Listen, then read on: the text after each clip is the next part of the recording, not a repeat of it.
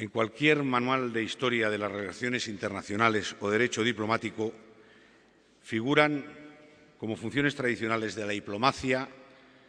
primera, representar al Estado; segunda, negociar en su nombre; tercera, defender sus intereses internacionales; y cuarta, proteger a sus ciudadanos en el exterior. Estos cometidos fundamentales de las instituciones y agentes del servicio exterior han caracterizado un largo periodo que va desde la antigüedad hasta el fin de la llamada diplomacia clásica. Por centrarnos en el ámbito europeo, debo decir que los usos diplomáticos apenas experimentaron cambios esenciales desde la Paz de Westfalia de 1648 y el Congreso de Viena de 1815 hasta el final de la Segunda Guerra Mundial. Durante todo ese periodo, la política exterior y la diplomacia, como una de sus herramientas, junto con los ejércitos, estaba al servicio de la preponderancia de los Estados, procurando encauzar las rivalidades y la permanente competencia, concertando alianzas o negociando la paz tras los continuos conflictos bélicos. Parafraseando a von Clausewitz, podríamos decir que la guerra era la continuación de la diplomacia por otros medios, y añadiríamos que la negociación diplomática, preventiva o posbélica, era el arte de lograr las máximas ventajas sobre un adversario antes o después de haberse convertido en vencedor o en vencido. En nuestros días, estas funciones tradicionales de la diplomacia, con la negociación como centro de gravedad, siguen plenamente vigentes, aunque los profundos cambios sobrevenidos en las relaciones internacionales las han transformado y diversificado. Después de 1945 y, sobre todo, tras el fin del conflicto este-oeste, han irrumpido nuevos protagonistas en el orden mundial por encima o por debajo del Estado-nación,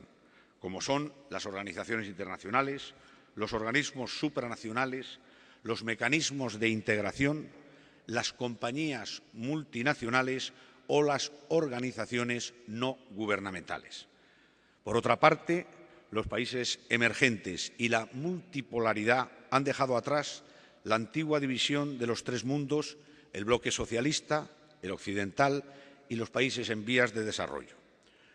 Hoy parece consolidarse más bien una división norte-sur,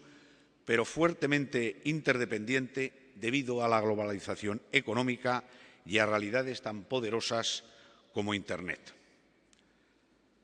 Sobre este telón de fondo, la negociación diplomática se ha ido desplazando desde la diplomacia tradicional hacia la diplomacia directa y la diplomacia pública, por lo que junto a las embajadas y demás representaciones tienen un papel creciente las cumbres de jefes de Estado y de Gobierno, los viajes y visitas oficiales, las ferias y exposiciones internacionales o instancias como la diplomacia parlamentaria